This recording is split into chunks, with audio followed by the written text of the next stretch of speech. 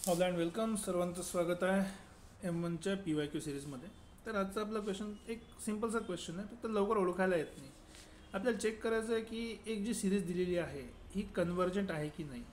आता सिरीज जी कशा प्रकारे दिली आहे ते बघून घ्या. सिरीज दिलेली आहे आपल्याला अशा प्रकारे की समेशन समेशन 1/1+1/n आणि nचा स्क्वेअर. आता सिरीज बनते कशी, उदाहरणार्थ जर समजा आपण nची व्हॅल्यू ठेवली आहे 1, तर इथे 1 येणार.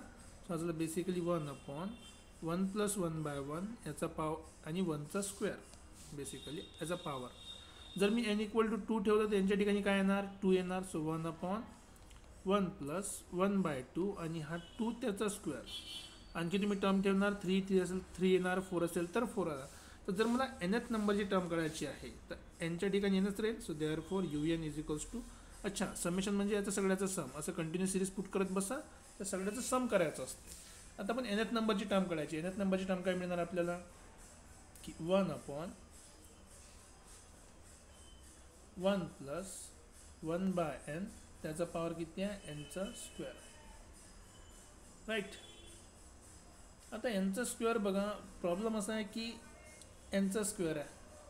ठीक आहे, मग आपण काय करू, यांना डायरेक्टली सिम्पली सॉल्व करता येत नाही. तर एक सिम्पलची प्रॉपर्टी आपली आहे की एचा पॉवर जर समजा m असेल, बीचा पॉवर जर आपला m असेल, तर आपण त्याला एचा पॉवर m आणि a/bचा पॉवर आपण त्याला m लिहू शकतो. बेसिकली a/bचा पॉवर m लिहू शकतो. आणि 1चा तुम्ही कुठलाही पॉवर घ्या, m लिहा किंवा 1चा पॉवर n लिहा, नेहमी आन्सर काय असते, 1च असते.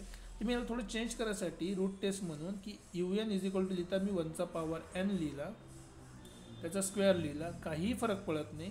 कारण की 1चा कुठलाही पॉवर घेतला तरी आन्सर काय राहणार आहे, सेम राहणार आहे. आणि खाली पण तोच लिहितो मी, 1/1/n आणि याचा पॉवर n². असं करायचं मग कारण खूप सोपं आहे. काय सोपं आहे की मी UN ला काय लिहू शकतो की जर दोघांची पॉवर सेम असेल तर ही जी प्रॉपर्टी आहे इथे आपण ही प्रॉपर्टी अप्लाय करून मी लिहू शकतो की हे ॲक्च्युली आहे 1/1+1/n. या पूर्ण टर्मचा पॉवर किती आहे, n² आहे. ठीक आहे, पूर्ण पॉवर किती आहे, n² आहे. मग जर पूर्ण पॉवर n² आहे तर मी काय करणार याला आता की एक सिम्पलची लॉजिक आहे. बघा लॉजिक कसं आहे, समजा माझ्याकडे काहीतरी एक नंबर असेल, समजा मी लिहिला आहे की 125 आहे माझ्याकडे. हा 125 जो आहे तो माझा 8पेक्षा मोठा आहे, बरोबर. 125 काय माझा 8पेक्षा मोठा आहे. तर जर मी याचा क्यूब रूट घेतला की 125चा घेतला आहे मी क्यूब रूट, आणि इथे पण 8चा क्यूब रूट घेतला. 125चा क्यूब रूट होतो 5, 8चा क्यूब रूट होतो 2, तरी पण 5 का झाला, 2पेक्षा मोठा झाला. म्हणजे जर एखादी गोष्ट मोठी असेल त्याचा तुम्ही कुठलाही रूट घ्या पॉझिटिव्ह साईडसाठी, तो नंबर नेहमी मोठा राहील. सेम लॉजिक, एखादी नंबर जर छोटा असेल त्याचा कुठलाही रूट घ्या, तो नंबर काय असणार आहे, छोटा, जर नंबर तुमचा 1पेक्षा मोठा असेल तर. राईट. आता या केसमध्ये आपण n ते इन्फाइनाइटकडे चालला म्हणजे नंबर तर मोठा आहे आपल्या. तर आपण काय करू, याचे रूट लिहू. कुठला रूट घेऊ, टेकिंग nth रूट. रिझन काय, मला यांचा स्क्वेअर नाही पाहिजे. So taking nth root. तर कोणी म्हणू शकते सर की तुम्ही nth रूट का बरं घेता, स्क्वेअर रूट काऊन नाही घेत. मला स्क्वेअर असता तर स्क्वेअर रूट घेतला, तर स्क्वेअर नाही, इथे पॉवरचा पॉवर आहे. म्हणजे ॲक्च्युली तो एक नंबरचा जो आहे ना पॉवरचा पॉवर, त्याला 2 वेळा मल्टिप्लाय केला आहे, n × n, तेव्हा तो n² झाला आहे. तर मग त्यातला एक n गायब करायचा आहे, म्हणून मी nth रूट घेणार. nth रूट जर घेतला मी, UN जो आहे त्याचा nth रूट झाला. इथे पण काय झाला आहे की 1/1+1/n, याचा पण पॉवर किती झाला आहे, n²चा nth रूट झाला आहे. राईट. आणि पॉवरचा पॉवर असला का होतो, नंबर मल्टिप्लायमध्ये असतो. पॉवरचा पॉवर म्हणजे मल्टिप्लायमध्ये. तर बेसिकली 1/1+1/n, याचा पॉवर हा n² × 1/n. स्क्वेअर आणि n कॅन्सल झाला, तर बेसिकली मला जी व्हॅल्यू मिळाली ती आहे UN चा पॉवर 1/n = 1/1+1/n याचा पॉवर n.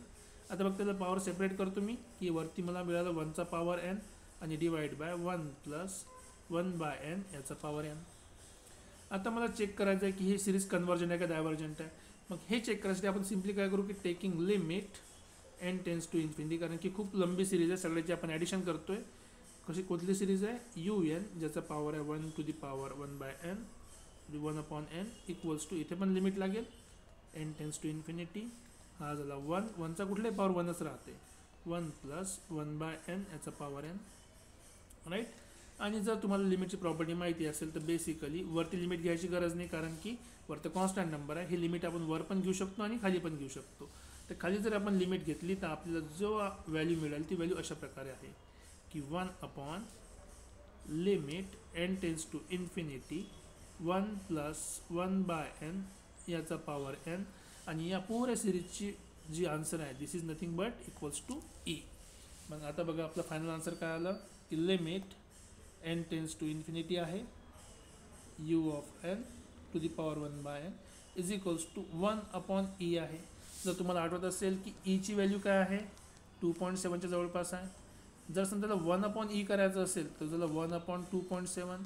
जेव्हा कधी आपण छोट्या नंबरला, हा 1 छोट्या आणि 2 पेक्षा छोट्या नंबरला मोठ्या नंबरने डिवाइड केलं तर हे आन्सर काय लेस दॅन 1 झालं.